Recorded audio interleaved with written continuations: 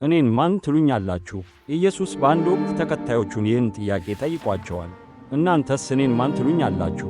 አዲስ ትምህርት የያዘ ነቢይ ነውን? ሕመምተኞችን የሚፈውስ ነውን? የጠፋው ዓለም አዳኝ ነውን? ኢየሱስ ይህንን ሁሉ ተናግሯል። ነገር ግን ከሁሉም በላይ እርሱ ሥጋ የለበሰ አምላክ መሆኑን ተናግሯል። በዘመናት መባቻ ላይ በተናገረ ጊዜ የሰውን ልጅ ታሪክ ጀመረ። ለመጀመሪያዎቹ ወንድና ሴት እንዲሁም ለእያንዳንዱ የፍጥረት ክፍል እስትንፋስን ሰጣቸው። እኛ ግን አመፅን፣ ንጉሣችንን ከድተን የራሳችንን መንገድ ተከተልን። ይህም ሕይወታችንን ዋጋ አስከፈለ። ኀጢአታችን ፍጹም የሆነውን ፍጥረቱን መረዘ። ለበሽታ፣ ለፍትሕ መጓደልና ለሞት መንገድ ከፈተ።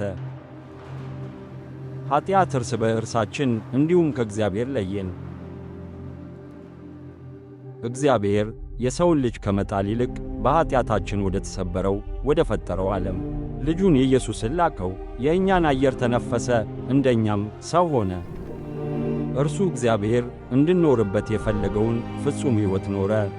ከኀጢአታችንም እንድንመለስና በእምነት እንድንከተለው ጠራን።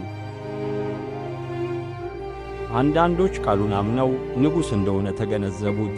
ሌሎች ግን ከዱት፣ በእሾህ አክሊል ደፉበትና ገደሉት። እነርሱ እንደ ተቃወሙት ሁሉ እኛም ተቃወምነው። እግዚአብሔር ግን ዕቅድ ነበረው። ኢየሱስ ከእግዚአብሔር ፍርድና ከሚገባን ሞት ሊያድነን ራሱን በመስቀል ላይ ለመሞት በፈቃዱ ራሱን አሳልፎ ሰጠ። በዚያ መስቀል ላይ ዓመፃችንን በታዛዥነቱ ለወጠ፣ ስብራታችንንም በፍጹምነቱ ተካ። እኛ በሕይወት እንድንኖር የእግዚአብሔር ልጅ ሞተ። በሦስተኛውም ቀን ሞትን ለዘላለም ድል ነስቶ እንደገና ሕያው ሆኖ ተነሣ።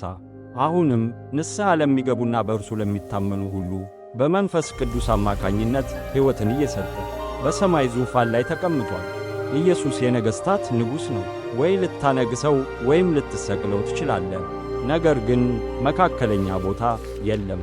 ኢየሱስ ከጠየቃቸው ጥያቄዎች የበለጠ አስፈላጊ የሆነ ጥያቄ ማንም አይጠይቅዎትም። እኔን ማን ትሉኛላችሁ?